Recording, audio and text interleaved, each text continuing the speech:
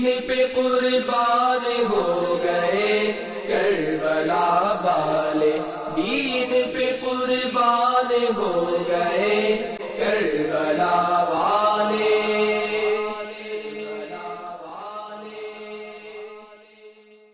الحمدللہ رب العالمین والصلاة والسلام علی سید المرسلین، اما بعد فاعوذ باللہ من الشیطان الرجیم، بسم اللہ الرحمن الرحیم۔ الصلاة والسلام علیک یا رسول اللہ وعلی آلک واصحابک یا حبیب اللہ۔ الصلاة والسلام علیک یا نبی اللہ وعلی آلک واصحابک یا نور اللہ۔ میرے میٹھے اور پیارے اسلامی بھائیوں اور مدنی چینل کے ناظرین، واقعہ کربلا ہمارا یہ سلسلہ ہے، اور اب تک ہم مختلف واقعات سنتے سنتے کل ہم پہنچے تھے حضرت سیدنا مسلم بن عقیل رضی اللہ تعالی عنہ کو، جو ابن زیاد نے پھر جو مکاری کی تھی اور آپ تنہا رہ گئے تھے۔ اب اس کے آگے کا ہم نے آج بیان سننا ہے انشاءاللہ تبارک و تعالی۔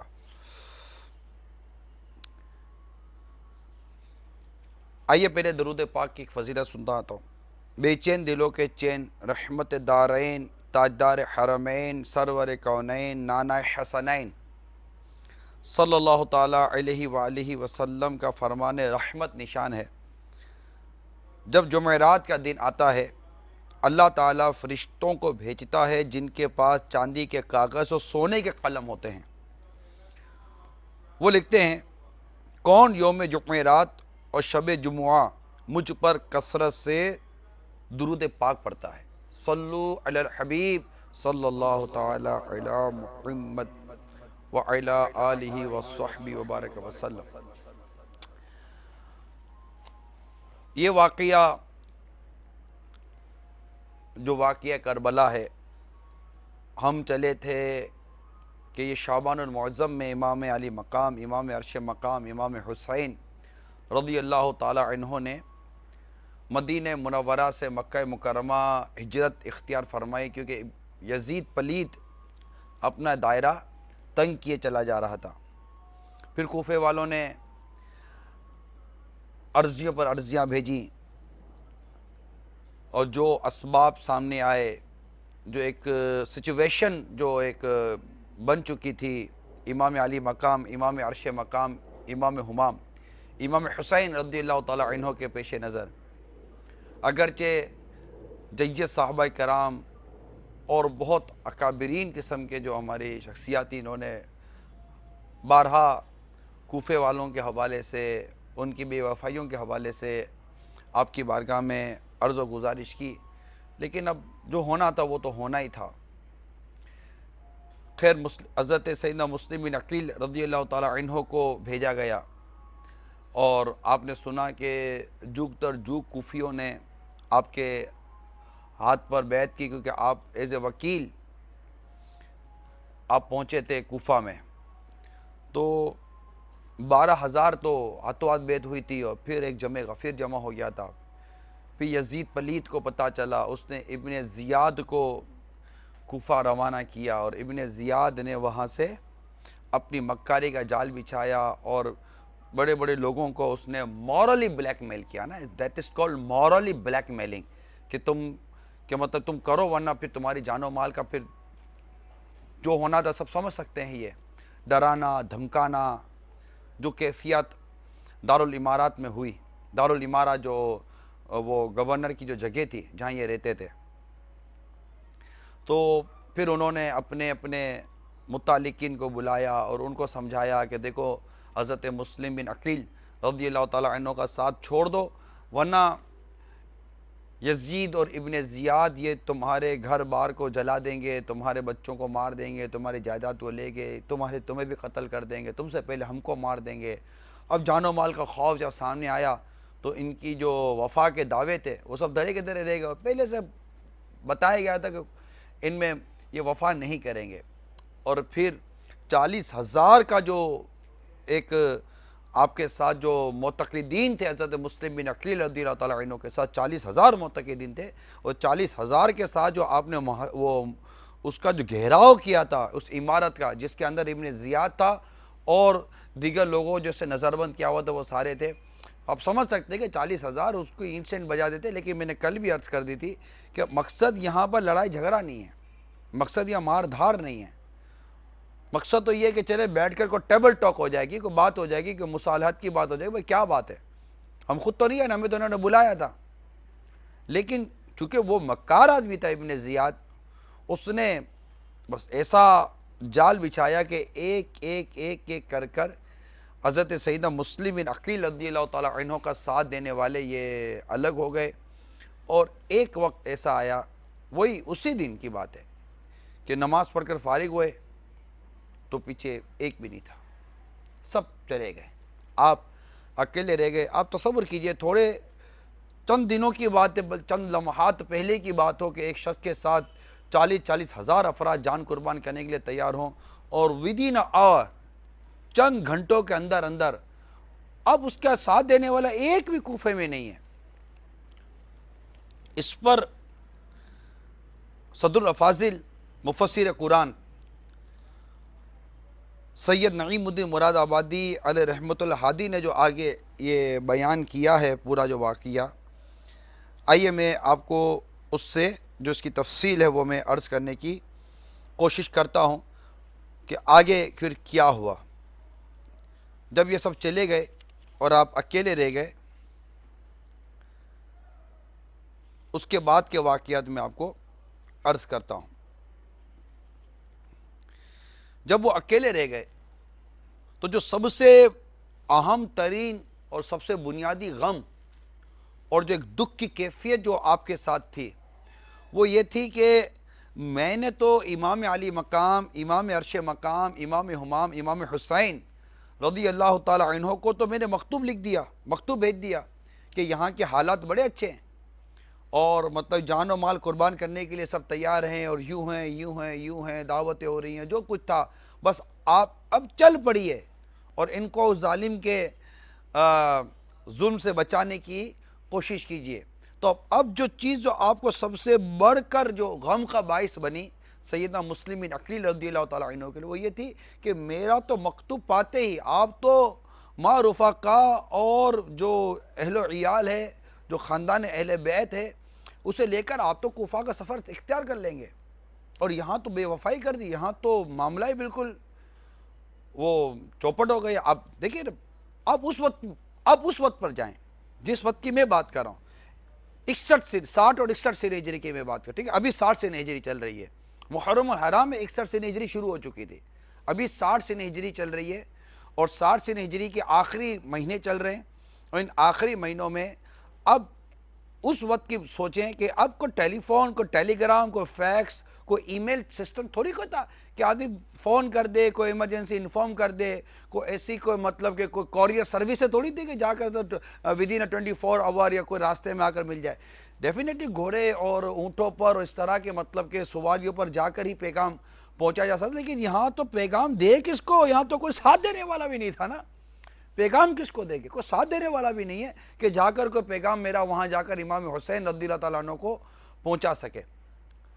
اب یہ جب یہاں آئیں گے کوفے میں تو یہ لوگ ان کا کیا حال کریں گے، ابن زیاد کیا برتاؤ کرے گا، یہ ایک کیفیت امام مسلم بن عقیل رضی اللہ تعالیٰ عنہ بتا رہی تھی۔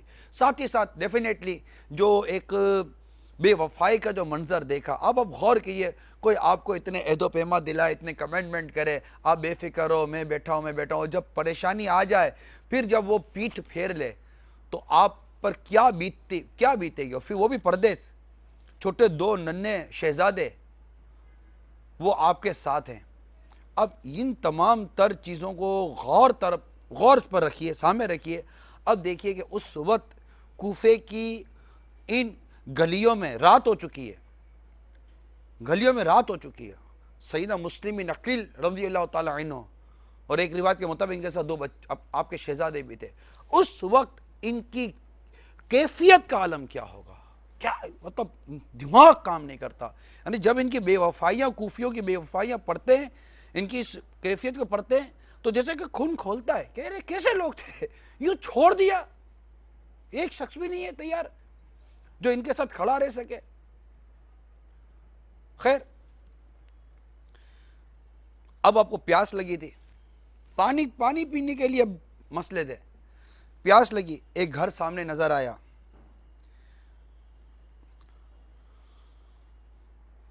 وہاں پانی مانگا گیا, وہ اس نے پہچان لیا, اس نے اہل بیت کی محبت میں گھر میں جگہ دی.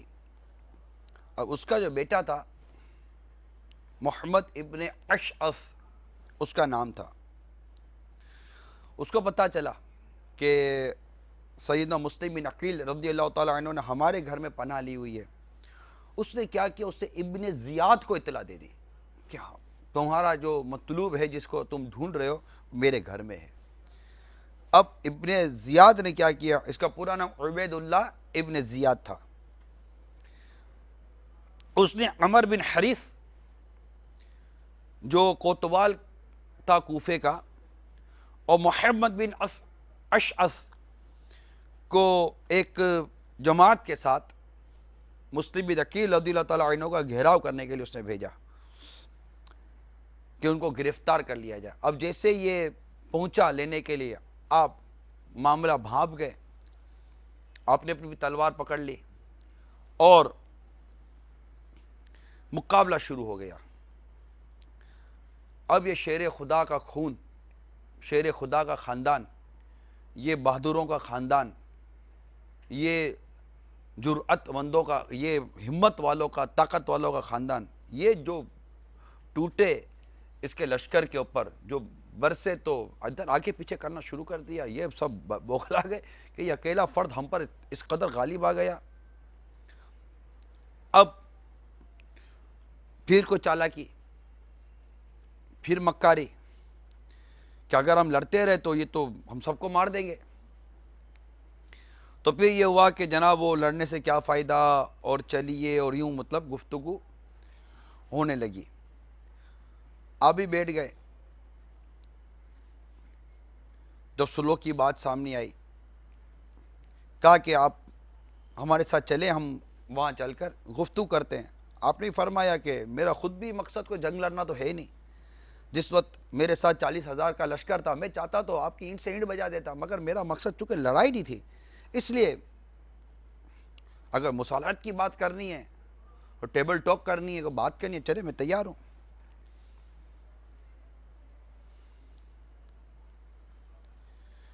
خیر, سیدنا مسلم بن عقیل رضی اللہ تعالیٰ عنہ اپنے دونوں شہزادوں کے ساتھ ابن زیاد کی طرف روانہ ہوئے.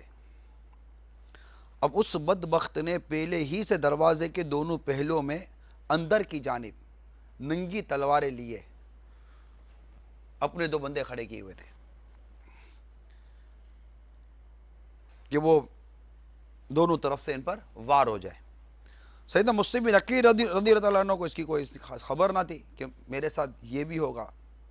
خیر, آپ قرآن کی آیت وغیرہ پڑھتے ہوئے جب دروازے داخل ہوئے تو وہ چونکہ تیار تھے, انہوں نے وار کیا, اور وار کرتے ہی بنی ہاشم کا یہ مظلوم مسافر ان ظالموں کے ہاتھوں بڑی پیاس کے عالم میں یہ شہید کر دیے گئے. اچھا, اب آپ غور کیجئے کہ دونوں شہزادے ساتھ ہیں, اور ان کی بے کسی کے عالم پر بندہ غور کرے کہ اپنے شفیق والد کا سر ان کی آنکھوں کے سامنے تن سے جدا کیا جا رہا ہے. رونگٹے کھڑے ہو جاتے ہیں, ایک کیفیت بن جاتی ہے کہ یار یہ کیا, یہ ان ظالموں کے سینوں میں دل کی جگہ کیا پتھر رکھے ہوئے تھے. ان کو اس بات کا احساس نہیں تھا کہ ہم جس شخص کو شہید کر رہے ہیں, جس کو اس بے دردی کے ساتھ ہم شہید کر رہے ہیں، بھوکا پیاسا جس کو شہید کر رہے ہیں، ارے اس کے دو ننھے شہزادے ان کے سامنے ہیں، ان دو بچوں کے سامنے ان کے باپ کو شہید کر دینا اور گردن کو جسم سے جدا کر دینا، یہ مطلب ہم غور کرتے ہیں تو بالکل حوصان خطا ہو جاتے ہیں ہمارے، یار یہ کیا چیز ہے؟ یہ کیسے لوگ تھے؟ ان سے کس طرح کی رحم کی امید کی جا سکتی تھی؟ یہ کیسے ظالم تھے؟ اقتدار نے ان کو اندھا کر کے رکھ دیا تھا، دنیا کی مال و دولت اور دنیا کی ہوس سے ان کو اندھا کر کے رکھ دیا تھا۔ میرے آقا سیدنا مسلم بن عقیل رضی اللہ تعالیٰ عنہ کو اس طرح شہید کر دیا۔ آگے سنیے، اب یہ دونوں شہزادوں کے بارے میں لکھا ہوا ہے، یہ دونوں شہزادے کس قدر کانپ رہے تھے، کانپتے کانپتے دونوں ایک دوسرے سے لپٹ گئے، گلے لگ گئے، آنکھوں سے جیسے کہ خون رواں ہے۔ ان بے درد لوگوں کو ان دو ننھے شہزادوں پر بھی رحم نہ آیا اور تلوار لے کر ان دونوں ننھے شہزادوں کو بھی وہی ہاتھوں شہید کر دیا گیا، ہاتھوں شہید کر دیا گیا۔ کون کھولتا ہے ان ظالموں کے یہ ظلم و ستم پڑھ کر؟ کون کھولتا ہے؟ کیسے لوگ تھے یہ لوگ؟ ان کے لیے دلوں میں ہمدردیوں کا آنا، یزید اور ابن زیاد جیسے مکار لوگوں کے لیے، ارے کسی عاشق اہل بیت، عاشق صحابہ اور عاشق رسول کے دل میں ہمدردی آ سکتی ہے؟ نہیں، کبھی نہیں، ہرگز نہیں، نہیں آ سکتی۔ اس طرح شہید کر دیا، یہ دو ننھے شہزادوں کو بھی شہید کر دیا۔ ایک طرف والد کی سر، جسم سے سر جدا ہو کر لاش ہے، اور دو ننھے شہزادے شہید ہو گئے۔ اسی واقعے کو حضرت سیدنا حجت امام حسن رضا خان کچھ اس انداز سے نقل کرتے ہیں کہ آخر کار آپ نے گھر میں پناہ لی، ابن زیاد کو خبر پہنچی تو مقابلے کے لیے اس گھر میں پہنچے۔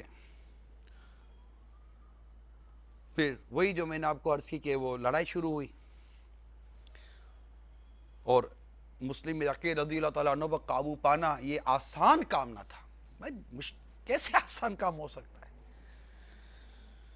تو یہ جو ابن اشعث تھا جس کے گھر میں آپ رکے ہوئے تھے، اس نے آواز دی کہ امام آپ کے لیے امان ہے، آپ نہ قتل کیے جائیں گے، نہ آپ کے ساتھ کوئی گستاخی کی جائے گی۔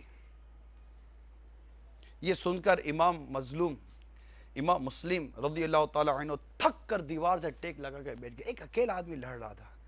یہاں تک میں نے کتاب میں پڑھا میرے میٹھے اور پیارے اسلامی بھائیوں کہ یہ جب لڑ رہے تھے نا تلواروں سے امام مسلم رضی اللہ تعالیٰ عنہ سے، تو یہ تلوار سے تو مقابلہ کریے، یہ گھر کے اوپر کی وہ منزلوں پہ چڑھ گئے اور اوپر سے چڑھ کر پتھر مارنے لگے، پتھر پھینکنے لگے، آگ کے گولے پھینکنے لگے۔ کیا اس وقت امام مسلم رضی اللہ تعالیٰ عنہ کی کیفیت ہوگی؟ مگر پھر بھی یہ لڑ نہیں سکتے تھے۔ آخر یہ امان اور یہ ساری باتیں دے دلا کر کہا کہ آپ چلیے ہم بیٹھ کر بات کرتے ہیں۔ سواری پیش کی گئی، جیسے سواری پر آپ بیٹھے سب سے پہلا کام یہ لیا کہ آپ کے ہاتھ سے تلوار لے لی گئی۔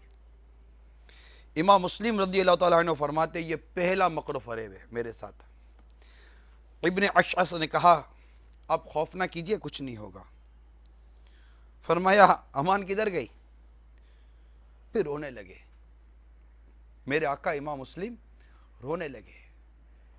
ایک شخص نے کہا کہ اتنے بہادر ہو کر رو رہے ہو؟ فرمایا اپنے لیے نہیں روتا، میں اپنے لیے نہیں رو رہا ہوں، رونا تو مجھے میرے آقا امام حسین اور آل حسین پر آ رہا ہے کہ تمہارے اطمینان پر آتے ہوں، تمہارے اطمینان پر وہ آتے ہوں گے، انہیں تمہارے اس مکر اور بدعہدی کی خبر نہیں ہے، نہ جانے ان کے ساتھ یہاں کیا سلوک کیا جائے گا، یہ سوچ کر میں رو رہا ہوں۔ پھر ابن اشعث نے فرمایا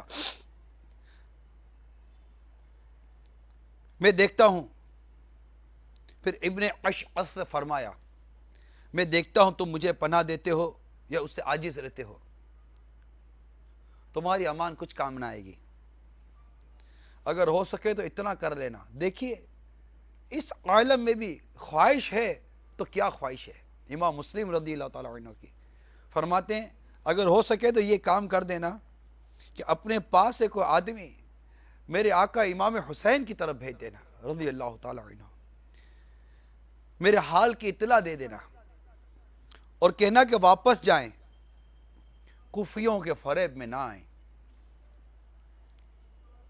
جب حضرت سیدنا امام مسلم رضی اللہ تعالیٰ عنہ کو ابن زیاد بدنہاد کے پاس لایا گیا تو ابن اشعث نے کہا کہ دیکھو ابن زیاد، میں انہیں امان دے چکا ہوں، بولا میں نے امان دے چکا ہوں۔ تب ابن زیاد نے کیا جواب دیا؟ تجھے امان دینے سے کیا تعلق ہے؟ تو نے امان کیوں دی؟ تجھے امان سے کیا تعلق؟ ہم نے تجھے ان کو لانے کے لیے بھیجا تھا، امان دینے کے لیے نہیں بھیجا تھا۔ اب ابن اشعث چپ ہو گیا۔ سیدنا امام مسلم رضی اللہ تعالی عنہ زخموں سے چور چور تھے، سامنے ٹھنڈا پانی نظر آیا، آپ نے خواہش ظاہر کی کہ کوئی پانی پلا دو مجھے، پیاس سے گلا سوکھ رہا ہے نا، لڑے تھے ابھی، پیاس سے گلا سوکھ رہا تھا، ابھی تو لڑے تھے، پتھر پڑے تھے، پانی پلا دو۔ وہاں ایک ابن عمر باہلی شخص کھڑا تھا، بدبخت بولا دیکھو کیسا ٹھنڈا ہے یہ، دیکھو کیسا ٹھنڈا ہے یہ، تم کو اس میں سے ایک بوند تک نہ ملے گی، یہاں تک کہ معاذ اللہ جہنم کا گرم پانی پیو گے، اور لبھان والا فیس۔ امام مسلم نے اس کی یہ بات سن کر ارشاد فرمایا سنگ دل اور درست خو آب حمیم اور نار جحیم کا تو لگتا ہے کہ تو مستحق نہ ہو جائے۔ پھر عمارہ بن عقبہ کو ترس آیا، وہاں ایک اور شخص کھڑا تھا، ٹھنڈا پانی لا کر پیش کیا۔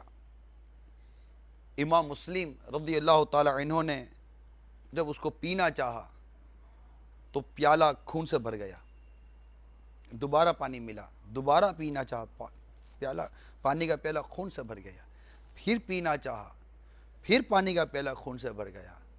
یہ کہتے ہوئے پانی ایک طرف رکھ دیا کہ لگتا ہے اللہ کو منظور نہیں کہ میں پیاس بجھانے میں کامیاب ہو جاؤں۔ اس کے بعد آئینہ قیامت میں مولانا حسن رضا خان علیہ رحمۃ الحنان لکھتے ہیں کہ جب ابن زیاد بدنہاد کے سامنے جو بات چیت ہوئی تو آپ نے فرمایا مجھے ایک وصیت کر لینے دو۔ اس نے کہا ٹھیک ہے وصیت کر لو۔ تو امام مسلم رضی اللہ تعالی عنہ نے عمر بن سعد سے فرمایا مجھے تجھ میں کچھ قرابت سی محسوس ہو رہی ہے، ایک پوشیدہ بات کرتا ہوں۔ اس سنگدل نے کہا میں سننا نہیں چاہتا۔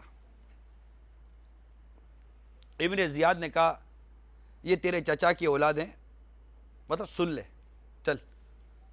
وہ الگ لے گیا۔ امام مسلم رضی اللہ تعالیٰ نے فرمایا کوفے میں نے 700 درہم قرضے لیے ہیں،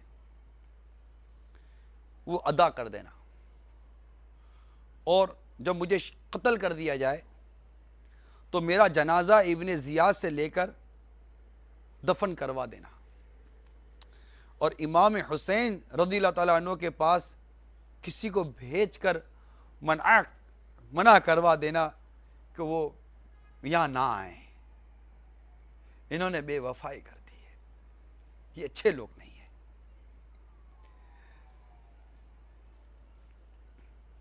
ابن سعد نے ابن زیاد سے سب باتیں بیان کر دی۔ بتائیں آپ یہ کیسے لوگ تھے یار؟ ارے بالکل آخری وقت میں شخص وصیت کر رہا ہے، جو کچھ ہوا سب پتا ہے کہ ان کے ساتھ کیا سلوک و برتاؤ کیا جا رہا ہے۔ ایک شخص کونے میں لے جا کر وصیت کر رہا ہے، امانت کے طور پر ایک بات بیان کر رہا ہے کہ یار میں دنیا سے چلا جاؤں تو میرے یہ رقم ادا کر دینا، میرا جنازہ دفن کر دینا، اور امام حسین رضی اللہ تعالی عنہ کو یہ اطلاع دے دینا۔ اور اس نے جا کر ساری باتیں ابن زیاد کو کہہ دی. ابن زیاد نے جب یہ باتیں سنی تو بولا کبھی خیانت کرنے والے کو بھی امانت سپرد کی جاتی ہے؟ اس نے الٹی اس کو تھپڑ ماری ہے نا، اس کو تھپڑ ماری کہ یہ تو خیانت کرنے والے لوگ ہیں. یعنی انہوں نے پوشیدہ رکھنے کو فرمایا تھا اور اس نے تو ظاہر کر دی. پھر کہنے لگا اپنے مال کا تو آپ کو اختیار ہے، جو چاہیں کرے. انداز اس کا بدتمیزی والا تھا ابن زیاد کا. مجھے تو اس کا انداز پڑھتے ہوئے بھی مطلب کہ مزہ نہیں آ رہا. کیا اس کا انداز پڑھوں کہ مال کا آپ کو اختیار ہے، آپ جو چاہیں کریں. حسین رضی اللہ تعالیٰ عنہ اگر ہمارا قصد نہ کریں گے ہم بھی نہ کریں گے، ورنہ ہم ان سے باز نہ رہیں گے. رہا آپ کا جنازہ، اس میں ہم آپ کی سفارش نہیں مانیں گے. انداز بدتمیزی والا تھا لیکن اب مجھ سے رہا نہیں جا رہا، کیا کروں میں. آپ سمجھ جائیے کس طرح ایک بدتمیز آدمی، انتہائی گھٹیا قسم کا شخص، جب کسی معزز ترین شخص سے جب گھٹیا پن پر آ جائے تو اس کا انداز کیا ہوتا ہوگا. اس گھٹیا پن سے زیادہ گھٹیا انداز گھٹیا شخص کا تھا ابن زیاد بدبخت. تو کہنے لگا آپ کا جنازہ، اس میں ہم آپ کی سفارش نہیں مانیں گے. پھر حکم پا کر جلات ظالم انہیں بالائے قصر تک لے گیا، اوپر تک. اور امام مسلم رضی اللہ تعالیٰ عنہ برابر تسبیح اور استغفار میں مشغول رہے، یہاں تک کہ شہید کیے گئے اور ان کا سر مبارک یزید کے پاس بھیجا گیا. اور ایک روایت کے مطابق ان کے سر کو اور ان کے دونوں شہزادوں کے سروں کو نیزوں پر اٹھا کر کوفے کی گلیوں میں پھرایا گیا. جب یہ باتیں پڑھ رہا تھا تو میں نے سوچا کہ یہ جو کوفے کی گلیوں میں ان کے سروں کو پھرایا گیا، یہ کوفے والے جو ان کے سر مبارک کو جو دیکھ رہے ہوں گے تو یہ سوچتے رہے ہوں گے کہ یہ ہم نے کیا کیا. ان کو احساس نہیں ہو رہا ہوگا اتنی بڑی بے وفائی، اس مسافر کے ساتھ اتنا بڑا دغا. ایسی مثال کہاں سے رہیں گے ہم. خیر،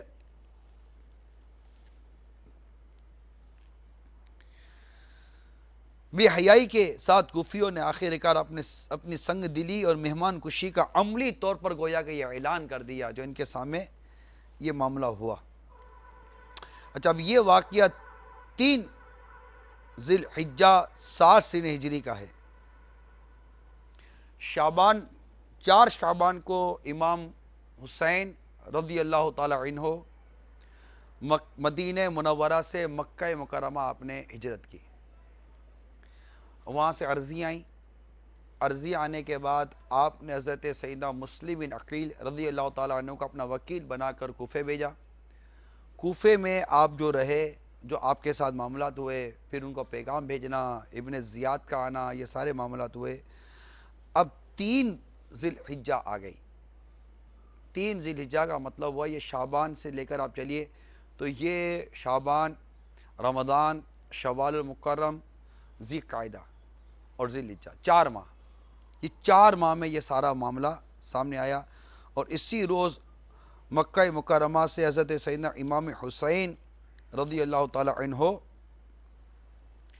کوفے کی طرف روانہ ہوئے. اب صدر الفاضل نعیم الدین مراد آبادی علیہ رحمت حادی یہاں لکھتے ہیں کہ حضرت مسلم بن عقیل رضی اللہ تعالی عنہ کا مکتوب آنے کے بعد امام علی مقام امام حسین رضی اللہ تعالی عنہ کو کوفیوں کی درخواست قبول فرمانے میں کوئی وجہ تعامل اور جائے عذر باقی نہیں رہتی تھی. ظاہری شکل تو یہ تھی اور حقیقت میں قضا قدر کے فرمان نافذ ہو چکے تھے. شہادت کا وقت نزدیک آ چکا تھا. جذبہ شوق دل کو کھینچ رہا تھا. فدا کاری کے ولولوں نے دل کو بیتاب کر دیا تھا. حضرت امام علی مقام امام عرش مقام امام حسین رضی اللہ تعالی عنہ سفر عراق کا ارادہ فرمایا اور اسباب سفر درست ہونے لگے. نیاز مندان صادق العقیدت کو اطلاع ہوئی. اگرچہ ظاہر میں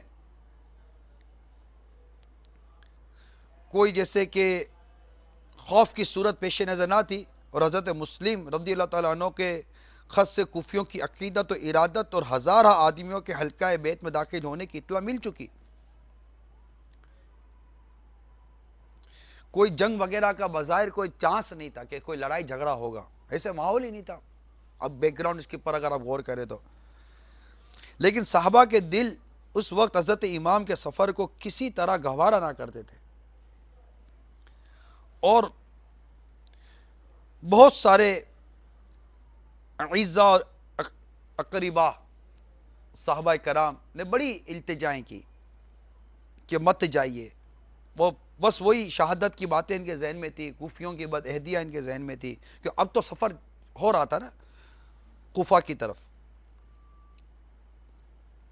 حضرت ابن عباس، حضرت ابن عمر، حضرت جابر، حضرت ابو سعید خدری، حضرت ابو واقد لیثی اور دوسرے صحابہ کرام رضوان اللہ تعالیٰ علیہم اجمعین آپ کو روکنے میں بڑی کوششیں کرتے رہے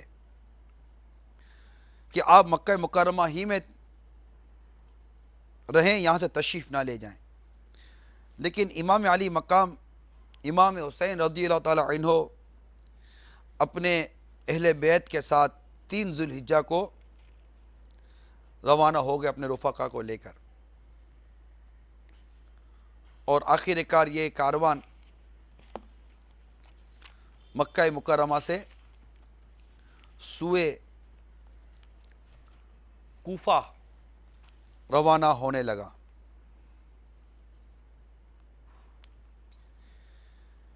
اس جگہ پر ایک نظم لکھی ہے، وہ نظم کے چند اشعار میں آپ کو سناتا ہوں کہ یہ پورے جو واقعہ ہو رہا تھا۔ سب نے عرض کی کہ شہزادہ حیدر مت جا، سب نے عرض کی کہ شہزادہ حیدر مت جا، اے حسین ابن علی صبت پیغمبر مت جا۔ صدمے وہاں پہنچے علی اور حسن کو کیا کیا، صدمے وہاں پہنچے علی اور حسن کو کیا کیا، جانا کوفہ کا تو ہرگز نہیں بہتر مت جا، جانا کوفہ کا تو ہرگز نہیں بہتر مت جا۔ حق نما آئینہ ہے رخ تیرا، اے میرے امام، حق نما آئینہ ہے رخ تیرا، اندھے ہیں وہی، حق نما آئینہ ہے رخ تیرا، اندھے ہیں وہی، لے کے اندھوں میں یہ آئینہ سکندر مت جا، لے کے اندھوں میں یہ آئینہ سکندر مت جا۔ سنگ بارہ سے بچا جام بلوری اپنا، اے میرے آقا سنگ بارہ سے بچا جام بلوری اپنا، ایسے لوگوں میں جو پتھر سے ہے بدتر مت جا، ایسے لوگوں میں جو پتھر سے ہے بدتر مت جا۔ گل شاداب نبی اپنے چمن سے نہ نکل، گل شاداب نبی اپنے چمن سے نہ نکل، نازنین پھول ہے تو کانٹوں کے اندر مت جا، نازنین پھول ہے تو کانٹوں کے اندر مت جا۔ چلتے ہیں سرسرے آفت کے مظلم جھونکے، چلتے ہیں سرسرے آفات کے مظلم جھونکے، شمع رو قلعہ فانوس سے باہر مت جا، شمع رو قلعہ فانوس سے باہر مت جا۔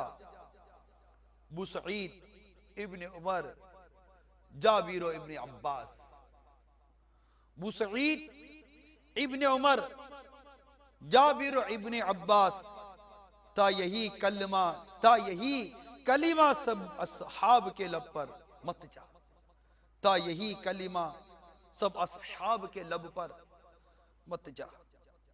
بے دل اس شاہ کو مقتل میں قضا لے ہی گئی، بے دل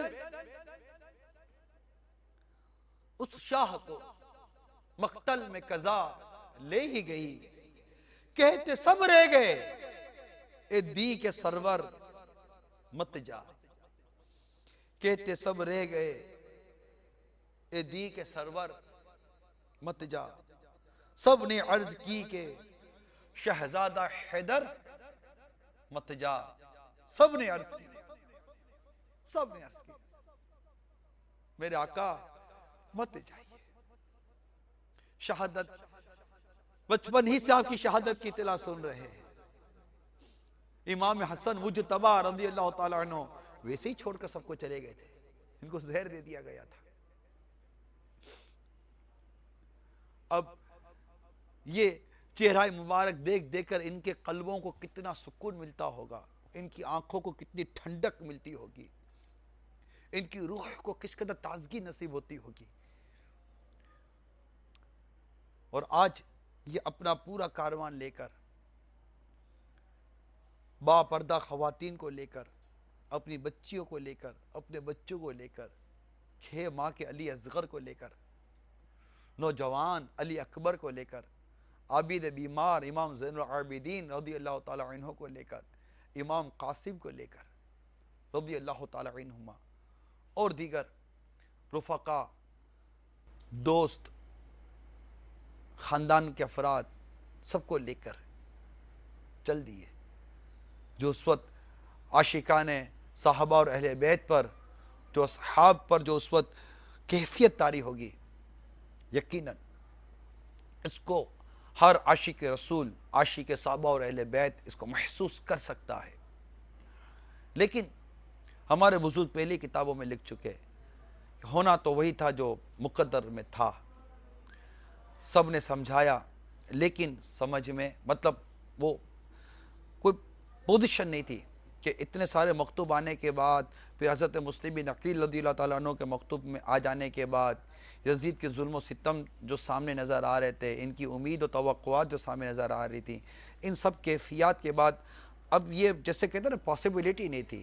مقام امام حسین رضی اللہ تعالیٰ عنہ کا یہ مطلب کہ ایک مظاہرہ ہوا کہ بس انہوں نے جانا ہے، اور یہ اپنا کاروان، اپنا قافلہ لے کر سوئے کوفہ رواں ہوئے۔ 3 ذوالحجہ 60 سنہ ہجری کو یہ کاروان سفر پر روانہ ہوا۔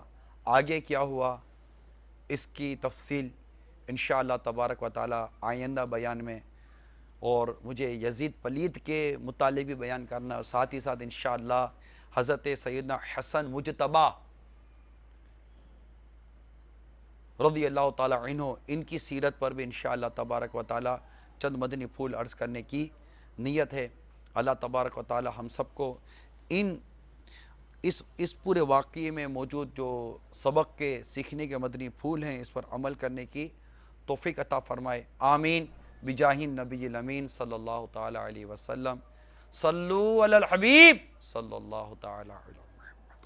دین پہ قربان ہو گئے کربلا والے، دین پہ قربان ہو